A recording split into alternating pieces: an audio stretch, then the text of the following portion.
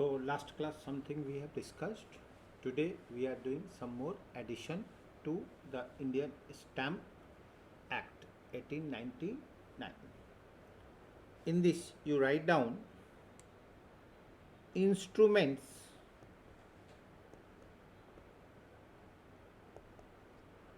chargeable to duty.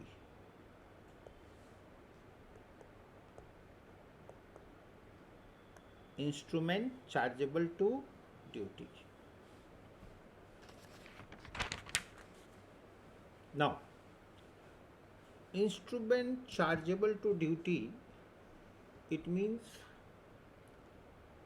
when you do something,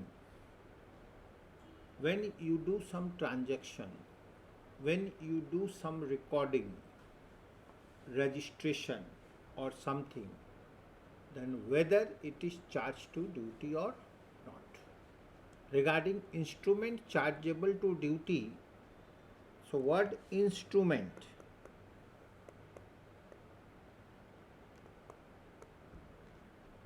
word instruments. Now here may be immovable properties,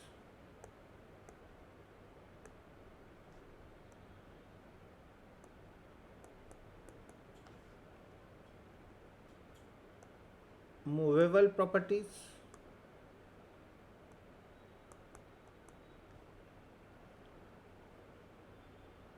now securities,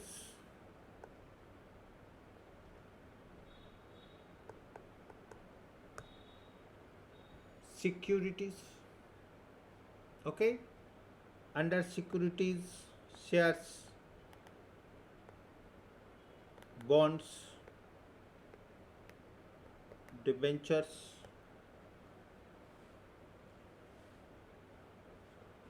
okay. Two words are there, substance and description. Substance का मतलब क्या है? Substance का मतलब a description means explaining about it. ठीक है? जैसे हम लोग कोर्ट में गए, हम लोग एक फ्लैट परचेस किए, फ्लैट परचेस किए, फ्लैट का साइज क्या है ये हुआ, उसके बारे में समझाए, वो है डिस्क्रिप्शन. तो मेन चीज क्या है? फ्लैट. फिर उसके बाद उसका एक्सप्लेनेशन है, हिस्ट्री है, कौन था, कहाँ से आया, कैसे हुआ, ये हुआ, वो हुआ. ठीक है? तो one is substance and one is description. What is important is substance. Important is description taken into account. Description, इसको कैसे समझना है? जैसे मान लो हम लोग फ्लैट लिए, तो ठीक है, हम लोग एक जगह लिए, अब उसको हम लोग रेसिडेंशियल यूज़ करेंगे कि कमर्शियल यूज़ करेंगे, ये क्या हो गया डिस्क्रिप्शन में. रेसिडेंशियल का रेट अलग हो जाएगा, डिस्क्रिप्शन का रेट, कमर्शियल का रेट अलग हो जाएगा. क्या समझे? So it differs, that is commercial और residential. Clear? So description and substance. ठीक है? नाउ अब देखो यहाँ पर इमूवेबल, घर, लैंड, बिल्डिंग सब इमूवेबल, मूवेबल, शेयर, सिक्योरिटी सब मूवेबल है. Sale of goods act, sale of, हम लोग कोई सामान खरीदते हैं, बेचते, इसमें कोई ड्यूटी लगता है? नहीं. ठीक है? इसमें कोई ड्यूटी नहीं लगता है. टैक्स अलग चीज़ है, स्टैम्प ड्यूटी अलग चीज़ है, जीएसटी अलग चीज़ है. GST is not duty, it is tax, it is tax.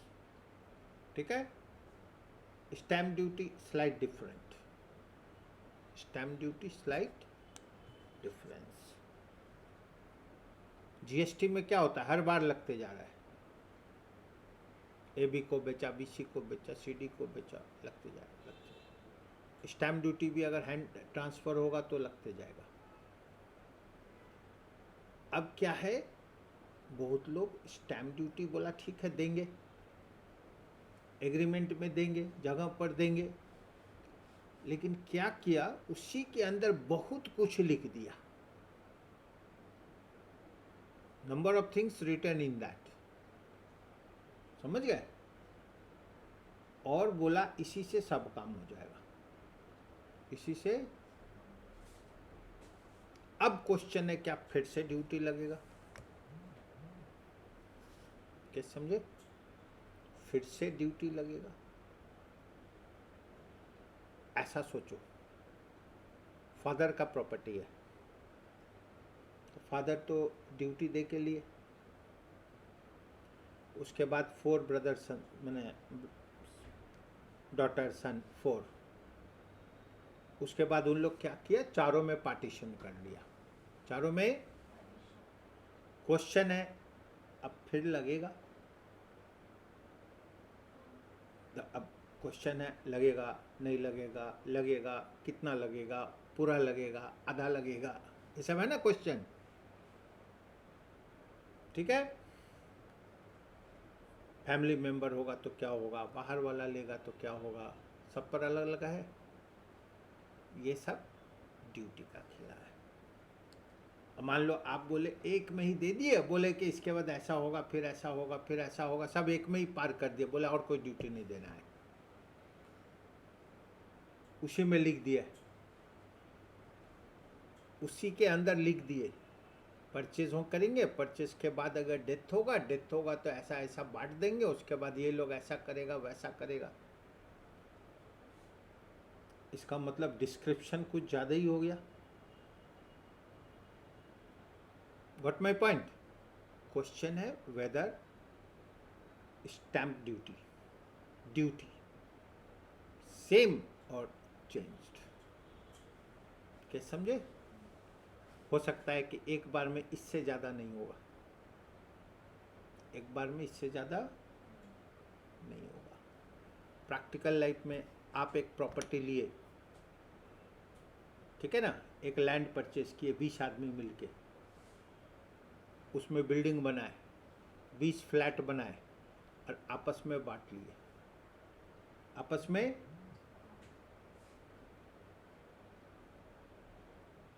आप अब क्या हो, फ्लैट का ऑनर हो, लेकिन आप फ्लैट का ऑनर हो ये कैसे डिसाइड होगा। आप तो लैंड परचेज किए थे और बाद में 20 फ्लैट बना के 20 बांट लिए,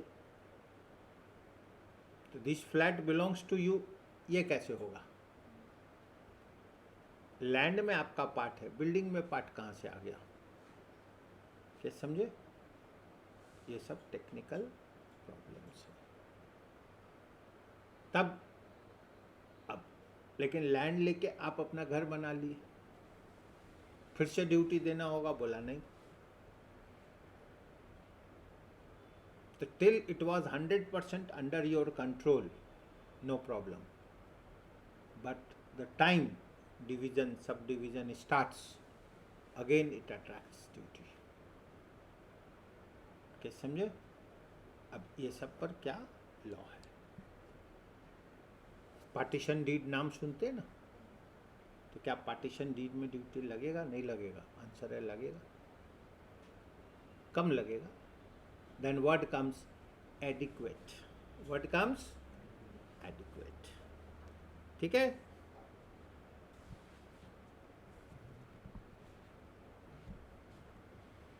सो extent of liability of instruments to duty, ठीक है।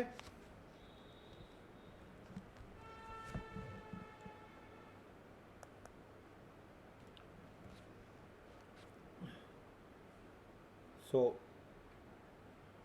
several instruments in single transaction of sale, mortgage or settlement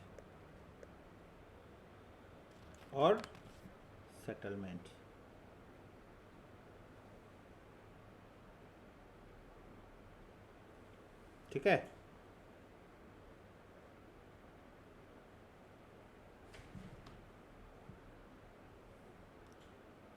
Now duty chargeable on the instrument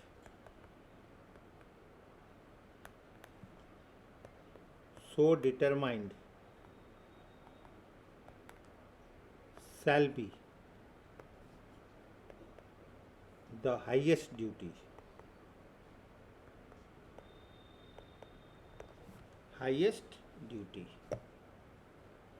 आप एक इंस्ट्रूमेंट में मॉर्गेज का भी बात कर रहे हो, सेल का भी बात कर रहे हो, लीज का भी बात कर रहे हो, तो सबका अलग अलग रेट होता है।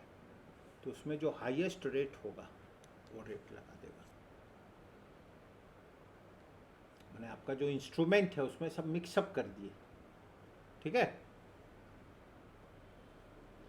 जैसे बोले पहले लीज में रहेगा, बाद में ये ऑनरशिप हो जाए, सब एक में ही इंस्ट्रूमेंट में पार कर दिए, तो सबसे हाईएस्ट रेट वाला ड्यूटी ले लेगा।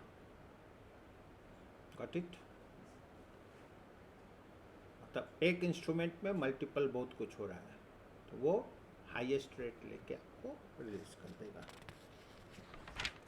ठीक है। नाउ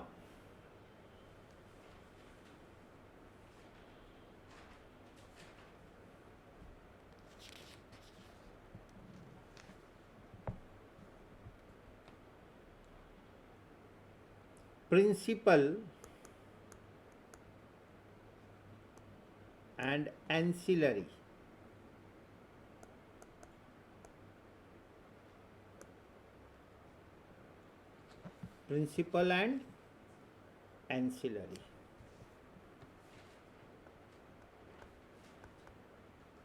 leading object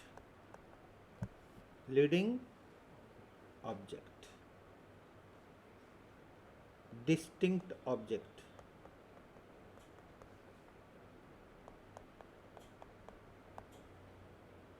ठीक है। लीडिंग ऑब्जेक्ट मतलब जब भी आपका इंस्ट्रूमेंट रजिस्टर्ड होगा, कुछ होगा, उसमें ड्यूटी लगेगा, मेन क्या है, अदर्स क्या है। So we'll have to consider distinct main, okay, main object, leading object, but where number of things are there and it is not clear what is your leading object, main नहीं समझ में आ रहा है, ठीक है, then distinct will be taken into consideration, तब उसको भी हम लोग अकाउंट में लेंगे। इसको कैसे सोचना है, प्रैक्टिकल में सोचो। आज अपने कोर्ट में गए रजिस्ट्री के लिए, तो स्टैम्प ड्यूटी लगेगा, कितना लगेगा, किस पर लगेगा, क्यों लगेगा, कारण क्या है, ठीक है। तो आप जो इंस्ट्रूमेंट ले जाते हो ना, मैंने जो डीड बना के ले गए कि इसको रजिस्ट्री करना है, ठीक है, तो आज एग्रीमेंट हुआ, रजिस्ट्रेशन 6 महीना बाद हुआ, रेट आज का लगेगा या 6 महीना बाद का लगेगा? आज एग्रीमेंट हुआ, रजिस्ट्रेशन 6 महीना बाद हुआ, तो आज का लगेगा या 6 महीना बाद का? आंसर है जिस दिन रजिस्ट्री होगा उस दिन क्या है। अब प्रैक्टिकल डिफिकल्टीज है। प्रैक्टिकल, मान लो कल एक रेट था, आज एक रेट हो गया, कल बोला इतना रेट है, आप ड्यूटी लेके रेडी हुए तो बोलता नहीं आज बदल गया, बोल ये क्या चक्कर है। तो what they do, they impose some time limit कि जो भी रेट हम लोग बोलेंगे उसका वैलिडिटी से 1 मंथ है, से 1 महीना तक वो वैलिड है। 1 महीना पार हो गया तो फिर बोलेगा ये कागज अब नहीं चलेगा, आपको फ्रेश ड्यूटी निकालना पड़ेगा। क्या समझे? It works in this way, that is time bound. ठीक है। So bonds, debentures,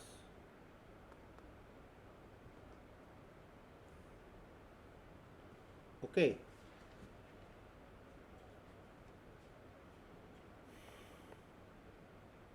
loan act 1879, 1879। Now, Bonds, Debentures, Loan Act, even share transfer.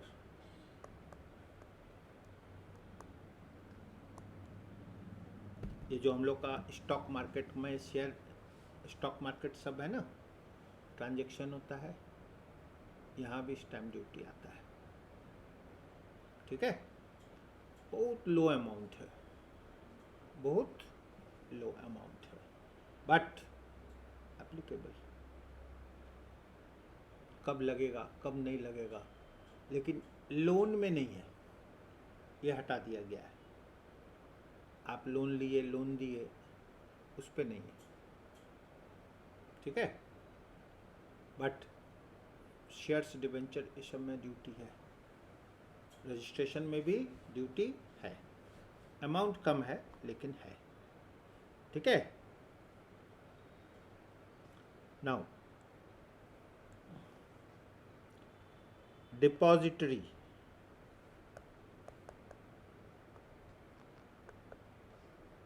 Okay. ना इसमें ध्यान रखना है, no duty. Transactions, duty. Transactions, duty. जैसे कंपनी है, कंपनी का शेयर डिबेंचर लिस्ट कर दिया, शेयर डिबेंचर डिपॉजिटरी के पास उस समय ड्यूटी नहीं लेगा, लेकिन वहाँ से जब ट्रांजैक्शन शुरू होगा वहाँ पर ड्यूटी है। Very low amount but it is. ठीक है। Okay.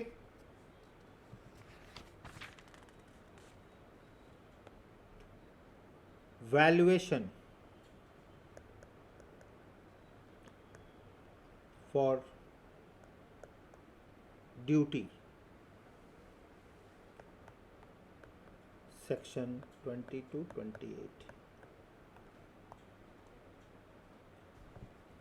Now, shares are quoted on the stock exchange.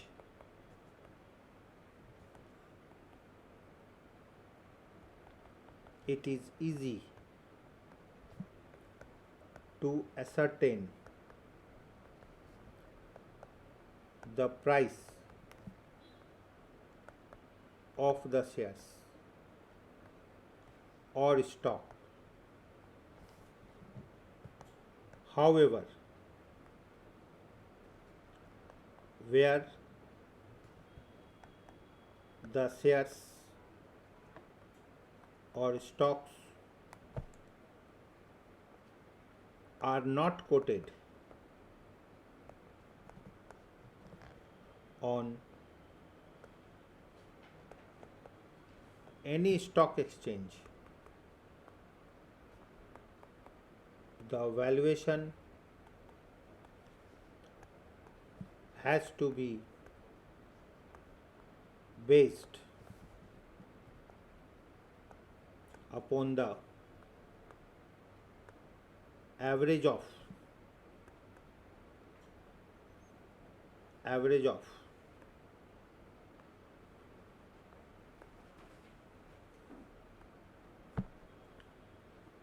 the latest private transactions.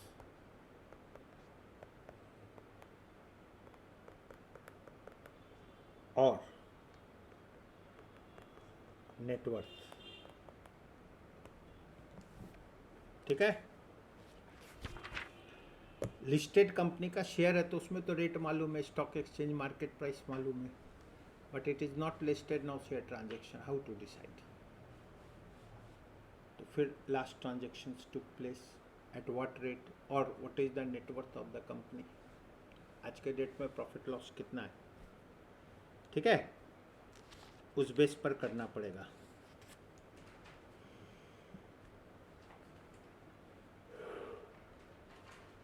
Now consideration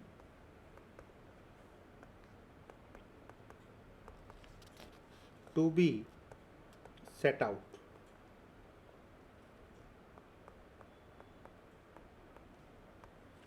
consideration to be set out का मतलब है आप जब स्टैम्प ड्यूटी के लिए वैल्यू लोगे तो वैल्यू क्या है, at what price exchange took place, that is the value.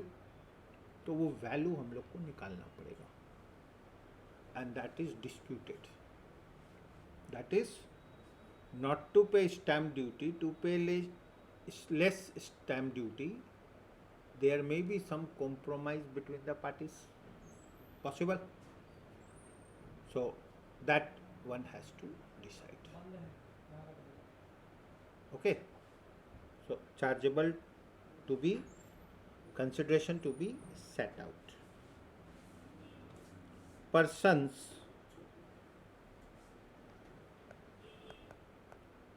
liable to pay duty,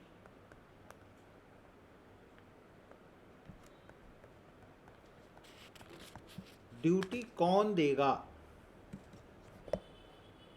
who will pay the duty, ठीक है, who will pay the duty, that is person liable to pay duty,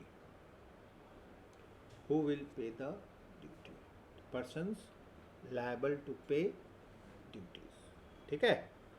section 29, person, जैसे आप एक आज flat purchase करने गए तो stamp duty कौन देगा, बायर न seller,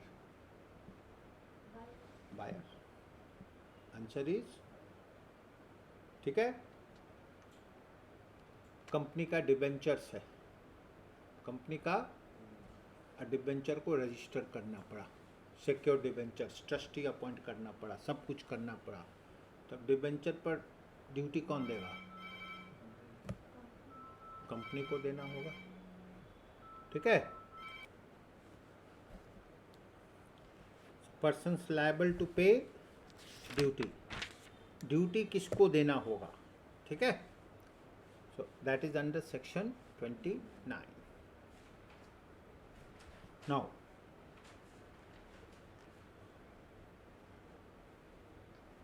mode of stamping,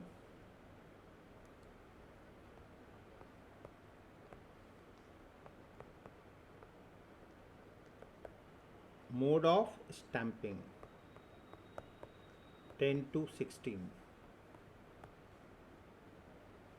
okay। So here what will come, types of stamping, types of stamping, one is adhesive stamping and other is impressed stamping, adhesive impress stamping and impressed stamping। अब देखो ध्यान से, दोनों में क्या है, stamp paper देखें हम लोग, 10 रुपये का, 20 रुपये का, 100 रुपये का, 5,000 का, 10,000 का, 20,000 का स्टैम्प पेपर होता है, ठीक है। स्टैम्प पेपर में क्या है, पेपर में ही लिखा हुआ है 10 रुपया, 20 रुपया, 20,000, 10,000 लिखा हुआ है, ठीक है। ये हो गया इम्प्रेसिव, उसी में किया हुआ है, बना हुआ। जैसे नोट क्या है,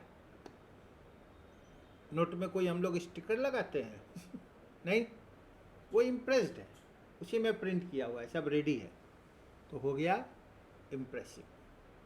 और अलग से हम लोग स्टैंप लगाते हैं, उसको बोलते हैं adhesive. One is impressive and one is adhesive. ठीक है। कोर्ट का स्टैंप अलग होता है, कोर्ट फीस्ट। रेवेन्यू स्टैंप अलग होता है, पोस्टल में स्टैंप अलग होता है, राइट। सो एक होता है लगाना पड़ता है, एक है ऑलरेडी प्रिंटेड है, दैट इज इम्प्रेसिव। ठीक है। Now cancellation of adhesive stamp।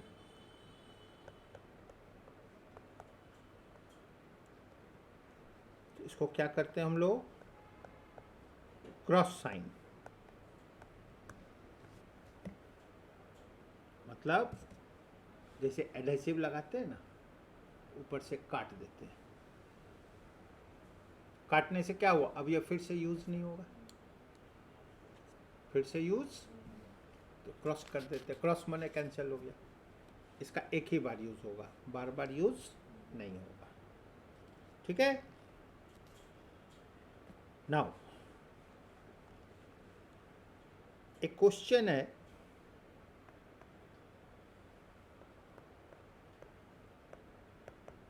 adhesive stamp means every instrument written upon paper stamped with an impressed stamp. Now true, false, ये ट्रू है या फॉल्स है, बोलो। मैंने आपको टिक करना है, ट्रू फॉल्स। मैंने ट्रू है तो वाई, फॉल्स है तो Y.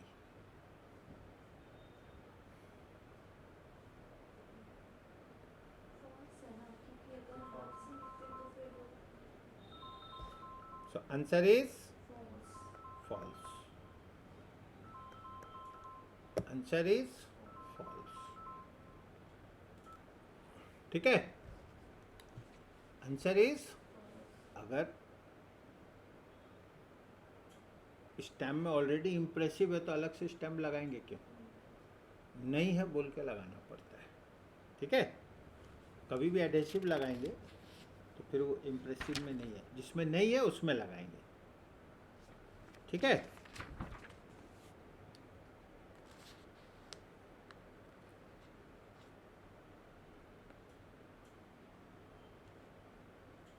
Now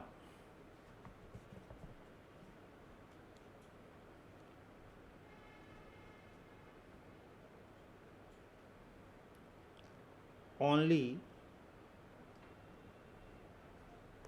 one instrument to be on same stamp.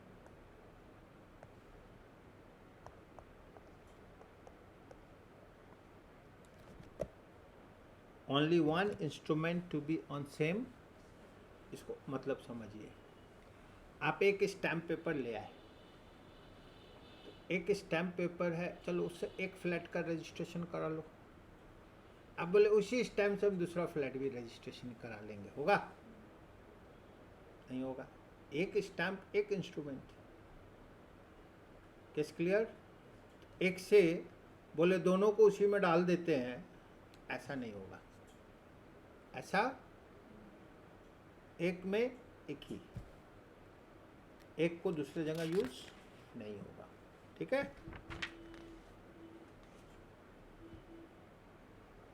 Denoting duty,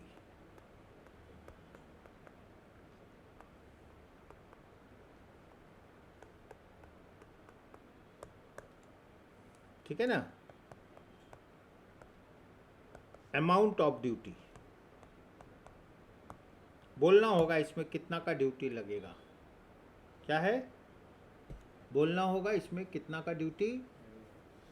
इसके लिए क्या करना पड़ता है, स्टैम्प को प्रोड्यूस करते हैं हम लोग, इंस्ट्रूमेंट ले जाएंगे कोर्ट में, बोलेंगे, वो लोग देखेगा, देख के बोलेगा इसमें इतना रुपया का ड्यूटी लगेगा।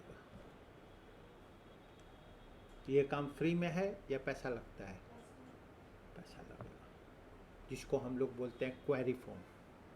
क्या बोलते हैं, तो क्वेरी फॉर्म भर के देना होगा, पूरा ठीक से भर के दीजिए, इंस्ट्रूमेंट के बारे में पूरा समझाइए, उसके बाद वो क्वेरी सिस्टम में फिल करेगा, फिल करने के बाद वो बोलेगा इस काम के लिए ये लगेगा। तो that query form is very important. आप क्या किए, गलत भर दिए क्वेरी फॉर्म में, जानबूझ के ऐसा ऐसा भर दिए जिससे ड्यूटी कम लगे, झूठ बोल के, पॉसिबल, बाद में क्वेश्चनेबल हो जाएगा, बाद में क्या होगा, क्वेश्चनेबल हो जाएगा, ठीक है। Now instrument executed in India and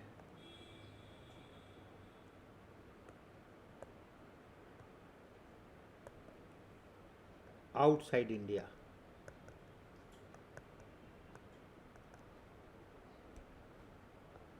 In India and outside India. ठीक है। सो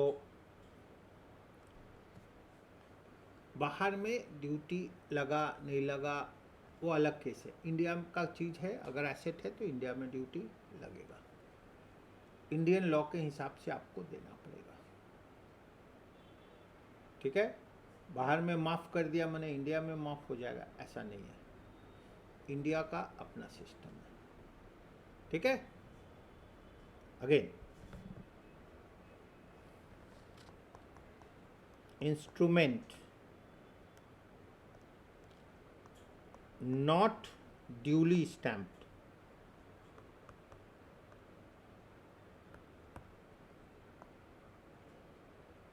ठीक है।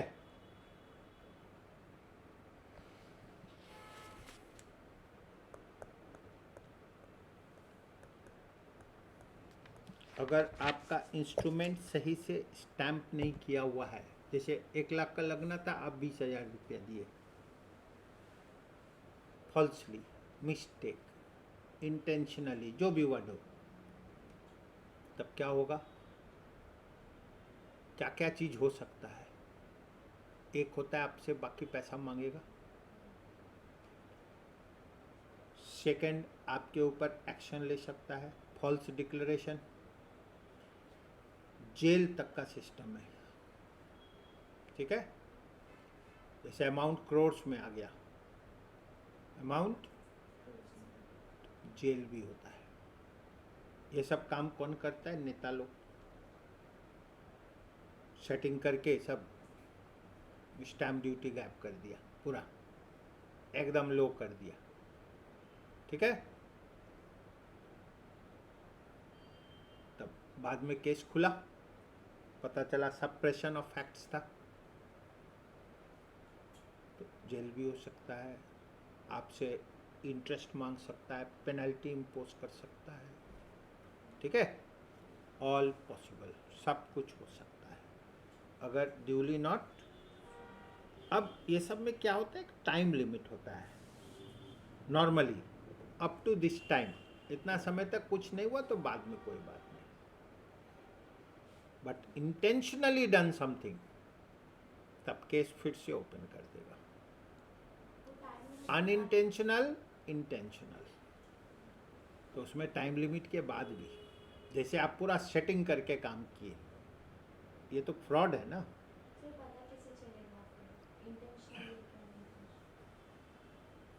पता नहीं कैसे चलता है, सब में सेटिंग अच्छा है तो नहीं पता चला, बाद में सेटिंग गड़बड़ा गया, खाने पीने में प्रॉब्लम आ गया, सबको मिल बांट के ठीक से नहीं खाया, एक बोला हम बता देंगे सबको पॉसिबल? बस वहीं से कहानी शुरू होता है। पॉलिटिकल पार्टी लोग में भी नहीं देखते हैं, जब एक साइड है तो एक ही गाना गाता है, जब साइड चेंज कर गया तो फिर दुश्मन बन जाता है? It works in this way, it works in this way. ठीक है? So instruments not duly stamped.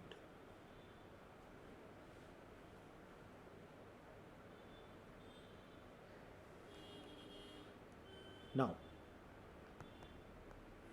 instruments not duly stamped, inadmissible in evidence.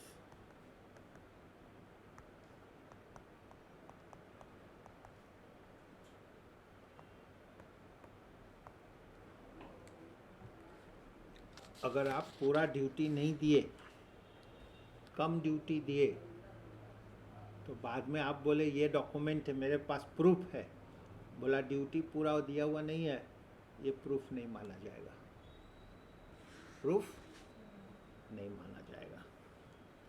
ठीक है? Clear? Now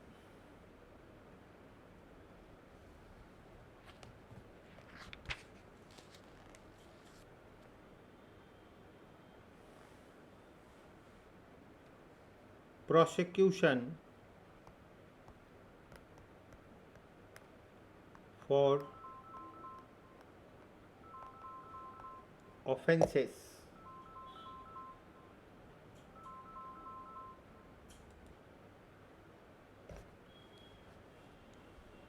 prosecution for offenses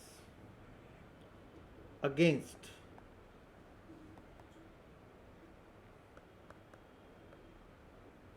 stamp law.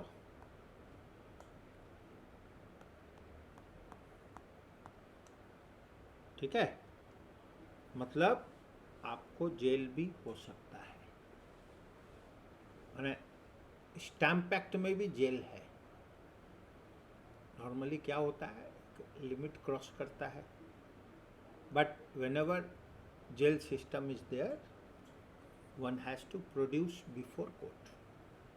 जब भी जेल होगा, कोर्ट के सामने आपको प्रोड्यूस करना पड़ेगा। ठीक है?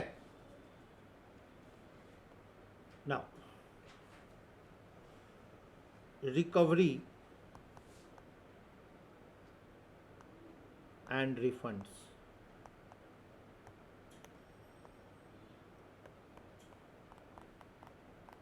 अगर शॉर्ट है तो रिकवर कर लेगा, और एक्सेस है तो रिफंड करेगा।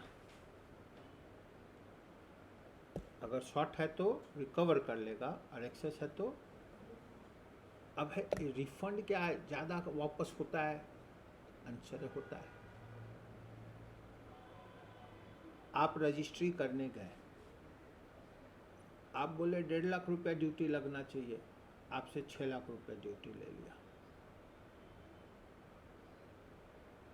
आप बोले नहीं 1.5 लाख से ज़्यादा नहीं होता है, बोला रजिस्ट्री नहीं होगा, जो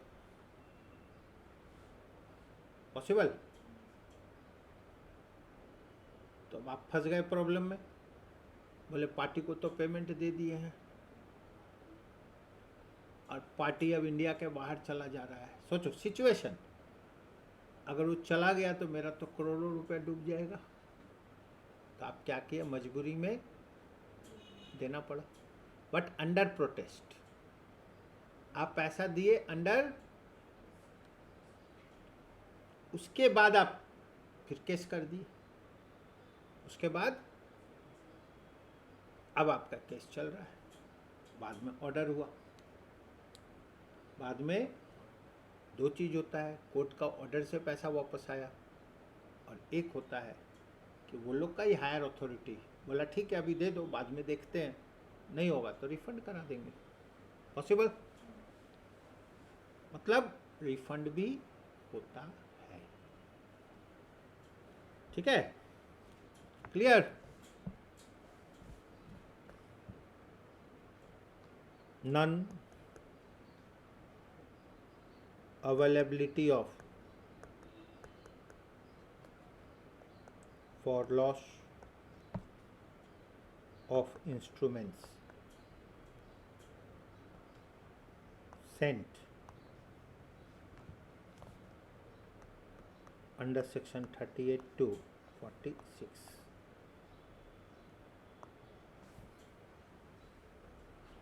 आप कोई इंस्ट्रूमेंट भेजे, लिए, दिए, ऐसा कुछ किए और वो लॉस हो गया, लॉस्ट हो गया, नहीं मिल रहा है, अब क्या होगा? तो ये सब का आंसर होता है एफआईआर लॉन्च करो, कागज़ लो, उसके बाद इन्फॉर्म करो। ठीक है, आंसर है होता है, प्रॉब्लम है, टेक्निकल प्रॉब्लम है। और फिर कोई लॉस सिक्योरिटीज मिला और उस पर जाकर अपना रजिस्ट्री कर लिया तो वो फंस जाएगा। जैसे आपको 2 लाख रुपए का स्टैम्प, तो स्टैम्प का पैसा देके स्टैम्प खरीदना होगा, फिर करना होगा। आपको कोई लॉस सिक्योरिटीज मिला, लॉस स्टैम्प पेपर मिला और आप उसको अपने लिए यूज़ कर लिए, तो आपसे पूछेगा ना आप ये स्टैम्प कहाँ से लाए? आप बोले हमको रास्ता में मिला। सही हुआ ना गलत हुआ? इसका मतलब ये आपका नहीं है, आप नहीं दिए, गलत हुआ। क्या समझे? माने लॉ ऐसा बोलता है। अब क्या है, ये सब प्रूफ वाला पार्ट है। इसीलिए आप जब डिटेल में जाओगे ना, तो स्टैम्प पेपर जो होता है जब खरीदा जाता है, वो बोलता है किस नाम से दे, नाम बोलो। ठीक है, नाम बोले, तो नाम से आपको स्टैम्प दिया। क्लियर? तो आपका नाम लिखा हुआ आप कोई और यूज़ कर सकता है? नहीं। ये सब टेक्निकल है। आप बिना नाम का लिए तो फिर आपके लिए खतरा है। ठीक है,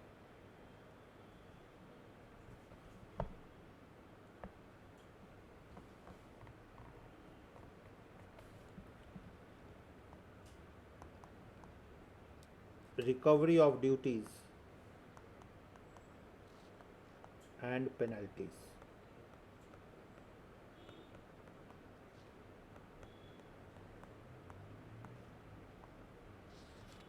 recovery of duties and penalties। ठीक है, तो recovery of duties and penalties,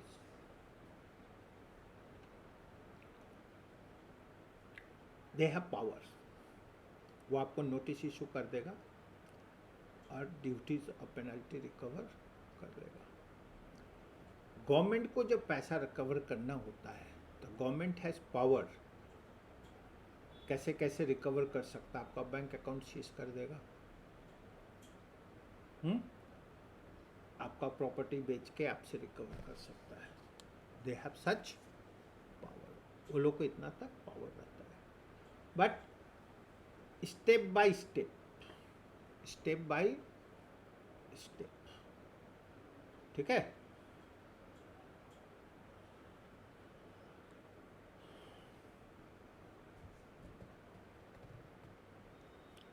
alliance for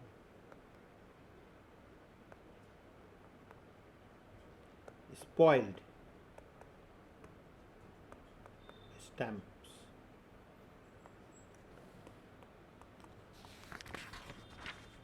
alliance for,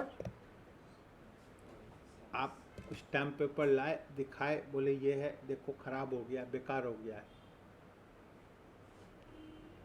मेरा बात समझे? ये सब प्रैक्टिकल समझने का है।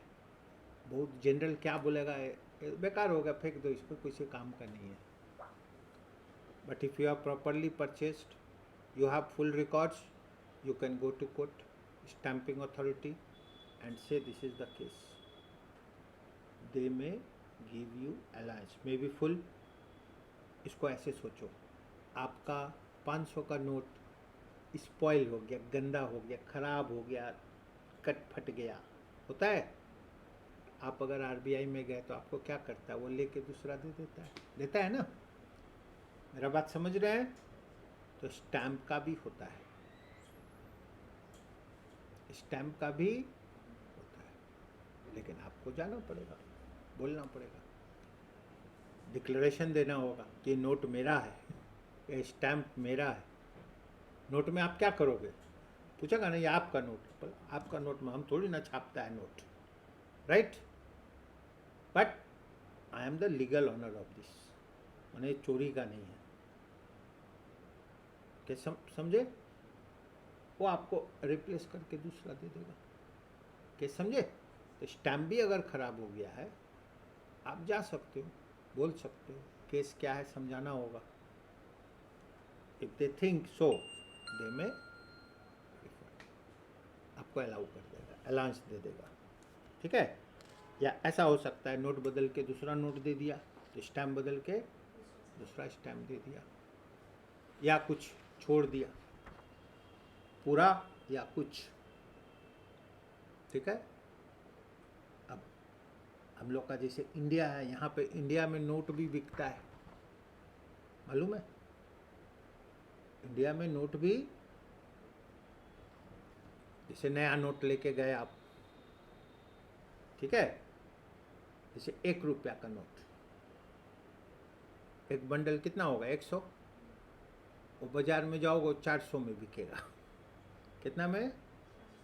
मैंने 100 का नोट 400 में बिका। इंडिया है, यहाँ सब बिकता है, मालूम है? कॉइन आप 100 रुपीज़ दोगे तो बोलेगा 100 नहीं, आप 95 दो, हम आपको 100 दे देंगे। आप 95 दो, हम आपको, बहुत जगह कॉइन का ज़रूरत पड़ता है, नहीं तो क्या है, दिन भर में किसी को 5 रुपये ज़्यादा दिया, किसी को 2 रुपये, पता चलेगा 1000 रुपया में उसका 300 रुपये ज़्यादा चला गया। उससे अच्छा है वो लोग क्या करता है, अपना अरेंज करके रखता है। You will see number of shop owners, never problem, वो पहले से ही अरेंज करके रखता है कॉइन वगैरह। हाउ? इन दिस वे कि 100 में 5 रुपये ही तो लॉस होगा, नहीं अरेंज करेंगे तो 30 रुपये लॉस हो जाएगा, and whole day you will face problem, exchange problem, समझ गए? इंडिया में बिकता है।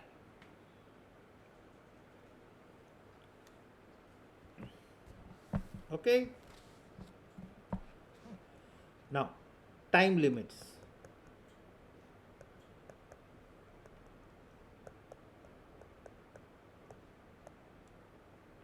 टाइम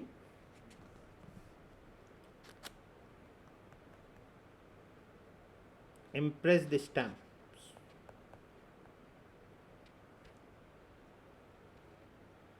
ठीक है। एक होता है स्टैम्प वाला और एक होता है प्रिंटेड वाला। आपका इशू हुआ तो एक होता है कि आपको 3 महीना में इसको यूज़ कर लेना है, 6 महीना में आपको यूज़ कर लेना है। अब देखो, आपको स्टैम्प मिला, बोला within 3 month you have to use it, ठीक है।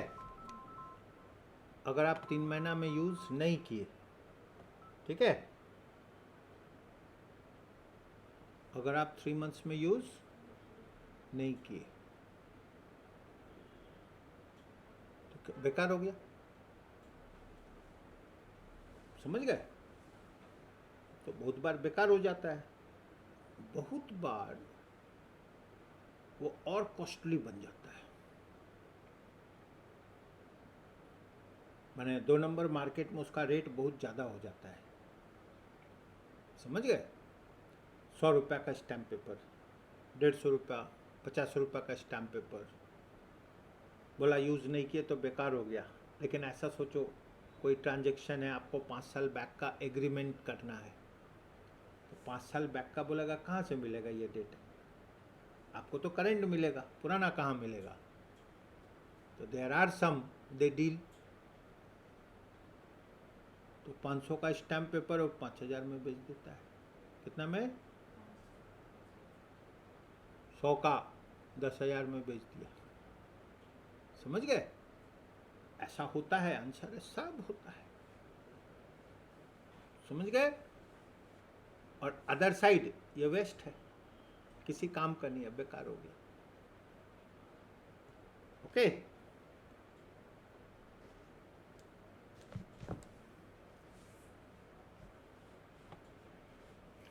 बहुत बार बोलता है यूज नहीं हो तो रिटर्न कर दो, रिफंड कर दो। आप कुछ नहीं किए, टाइम पार हो गया। ठीक है। Now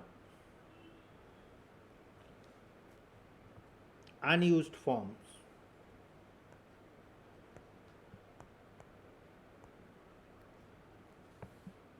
okay, this is related to stamps, can be refunded.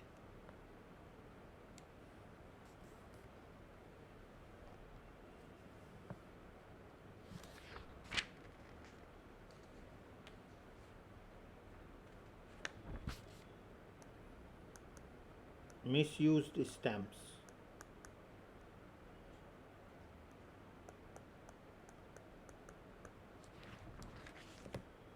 ठीक है। तो मिसयूज्ड स्टैम्प का अगर कोई यूज़ किया है, मिसयूज़ किया है, तो वो लोग को पावर है कैंसिल कर देगा।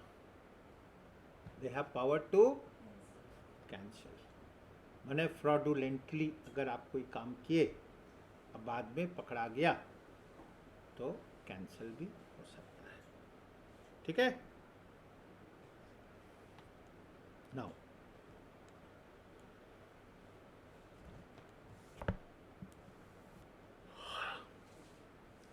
Prosecution.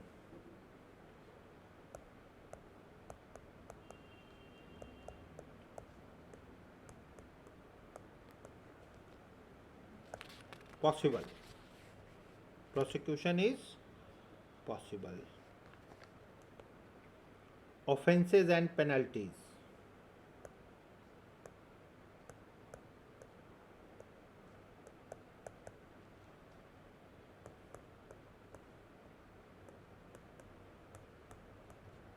This is also possible. This is also possible. ठीक है।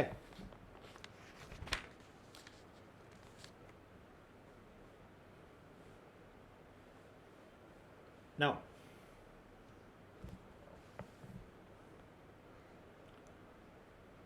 most important concept of e-stamping. Concept of, अब देखो इसको थोड़ा समझने का है। ई स्टैंपिंग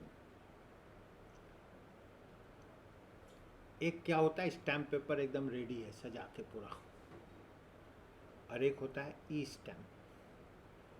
ई स्टैम्प में क्या है, आप जाओ जितना बोलोगे तुरंत आपको दे देगा।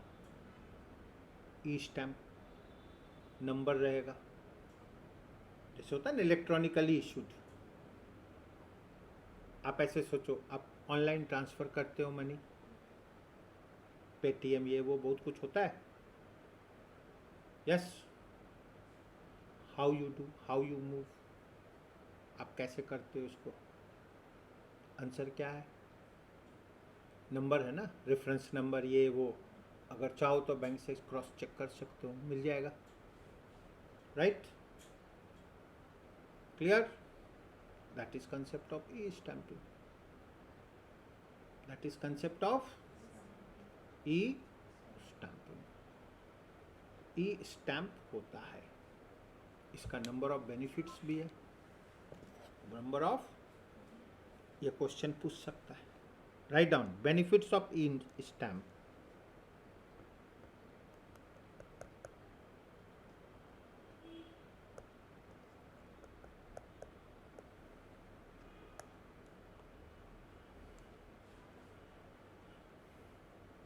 One, less time consuming. Two, very easily accessible.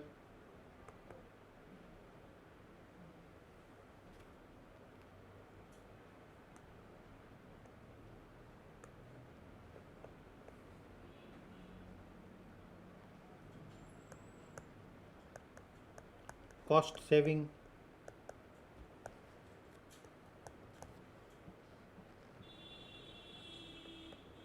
tamper proof,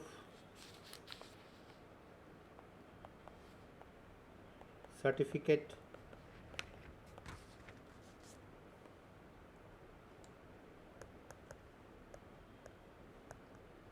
unique identification number,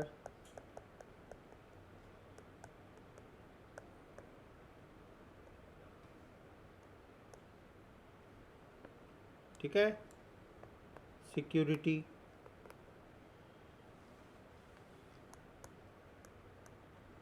user friendly, user 8, e verification, आप क्रॉस चेक भी कर सकते हो, ठीक है।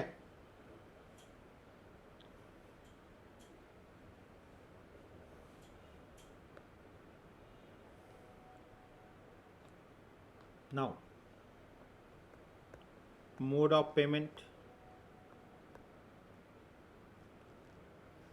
Mode of payment of stop stamp duty, आप कैसे कैसे दे सकते हो, cash, cheque, DD, pay order, RTGS, NEFT, account transfer, account transfer,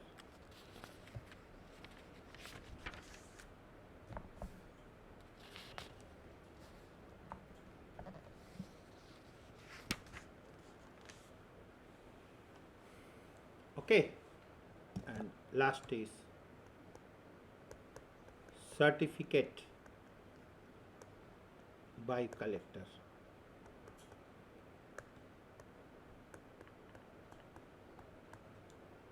ई स्टैम्प पेमेंट हुआ, these are not popular, these are not, लेकिन अगर आप चाहोगे, इंसिस्ट करोगे तो आपको कि आप ई स्टैम्प कलेक्ट किए हो इतना रुपया का, तो जो जिससे लिए हो उससे एक सर्टिफिकेट भी ले सकते हो कि हम आपसे इतना रुपया का स्टैम्प पेपर दिया।